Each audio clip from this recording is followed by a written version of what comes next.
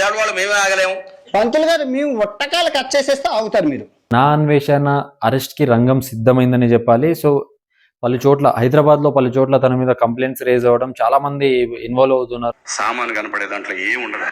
నువ్వు రాతగాని చెప్పడానికి అన్వేషణని ఫారెన్ నుంచి ఇండియాకి రప్పించి తనను అరెస్ట్ చేసి తగిన చర్యలు తీసుకోవాలి అనేసి అయితే ఇండియన్ గవర్నమెంట్, అలాగే తెలంగాణ గవర్నమెంట్, ఆంధ్రప్రదేశ్ గవర్నమెంట్ కూడా కమెంట్ చేస్తున్నారు. సో సనాతన ధర్మానికి సంబంధించిన అసోసియేషన్స్ కానీ దానికి సంబంధించిన ఏదైనా టీమ్స్ ఉంటే వాళ్ళు కూడా చాలా గట్టిగా ప్రయత్నిస్తున్నారని చెప్పాలి. ఎందుకంటే నా అసలు మనం ఎందుకు ప్రదర్శించాలి?